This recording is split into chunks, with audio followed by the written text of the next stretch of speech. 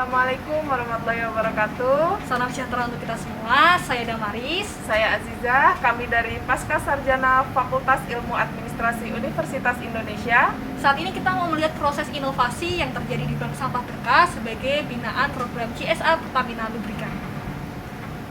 Dalam video ini, kami akan menganalisis proses inovasi yang terjadi di Bank Sampah Berkah menggunakan model 3, a method of innovation.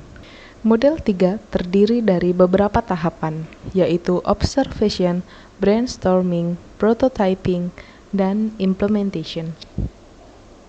PT Pertamina Lubricants Production Unit Jakarta merupakan pabrik yang bergerak dalam bidang produksi dan pengolahan pelumas. Sesuai Undang-Undang Nomor 40 Tahun 2007 tentang perseroan terbatas, yang mengatur bahwa perseroan yang menjalankan kegiatan usahanya di bidang dan atau berkaitan dengan sumber daya alam, wajib melaksanakan tanggung jawab sosial dan lingkungan.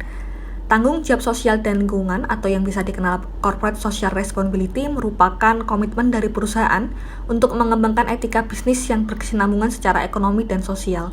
Dalam perkembangannya, pelaksanaan CSR tidak hanya berfokus pada model filantropi, namun berkontribusi kepada lingkungan sosial perusahaan beroperasi untuk meningkatkan reputasi perusahaan dan hubungan sosial masyarakat sekitar.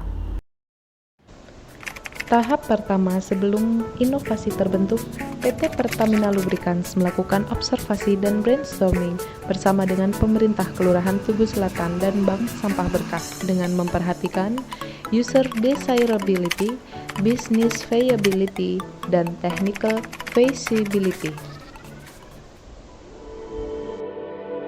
Background CSR di PUJ, Ring 1 ini padat banget.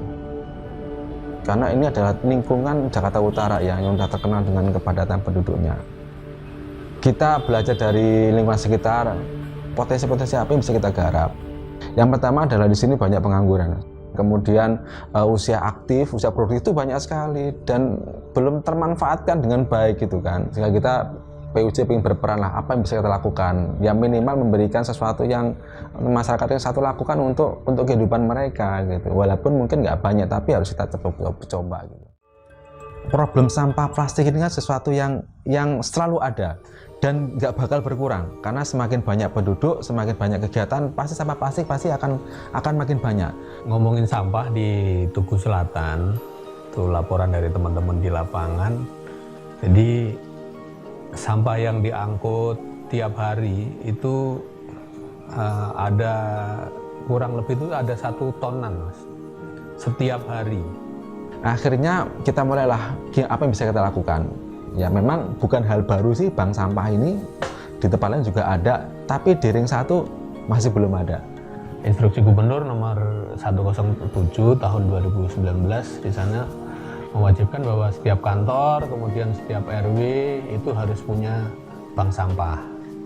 Nah, dari situlah sebenarnya titik poin kita untuk mengelola sampah di masyarakat ini supaya sampah itu bisa tidak dipandang sebelah mata.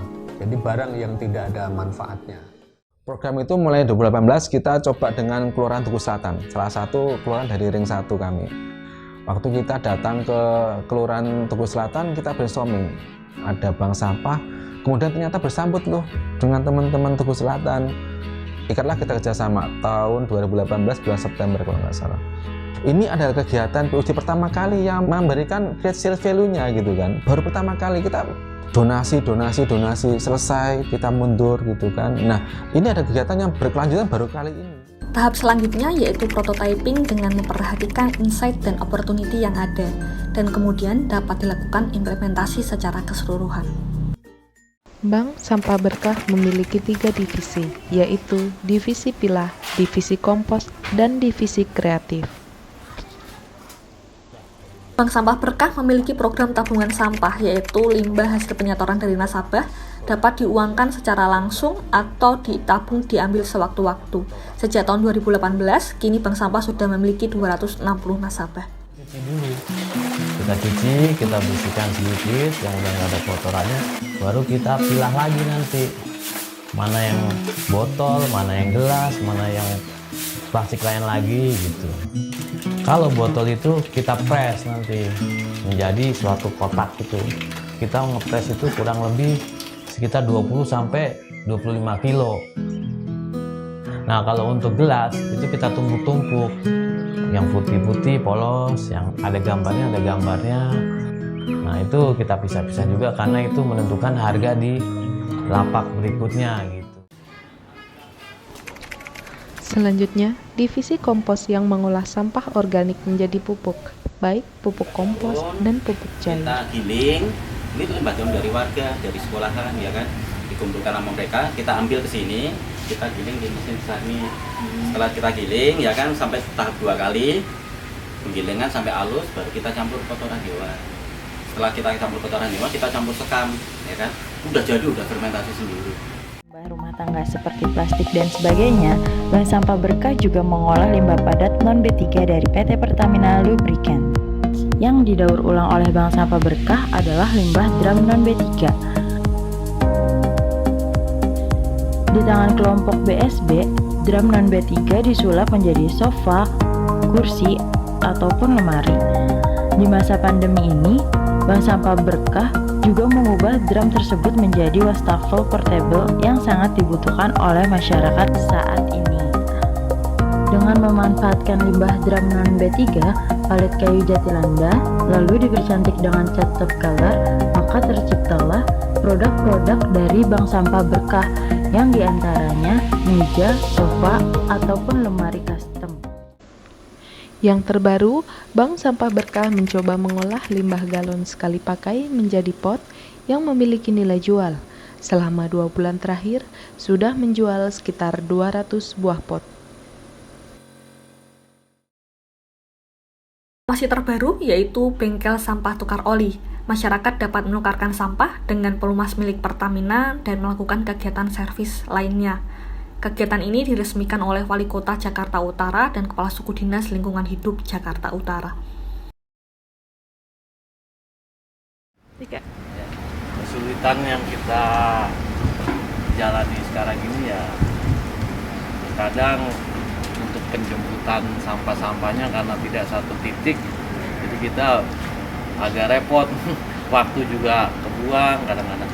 Cuma memang di wilayah ini kan kita belum banyak mengurus bank sampah, ya mau nggak mau kita untuk saat ini ya mau berkorban itu aja, tenaga, pikiran untuk mengambil sampah-sampah di warga, itu aja kesulitannya, itu aja. Untuk yang lainnya mungkin proses-proses pengerjaannya ya mungkin dari kita udah bisa, terus admin kita juga udah bisa.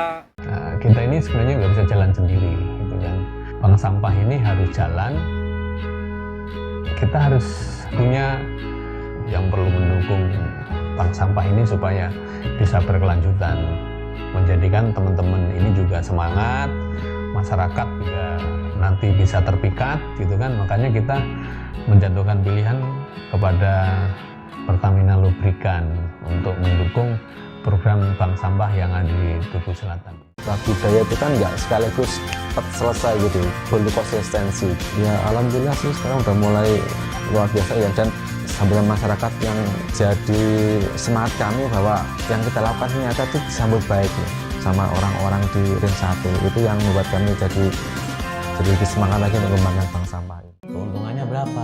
Ada bank sampah, kita lebih giat lagi untuk mengumpulkan dan untuk menabungnya. Alhamdulillah kita bisa ya buat tambahan lah, jajan tambahan anak. Terus kalau bisa beli buku, pakaian.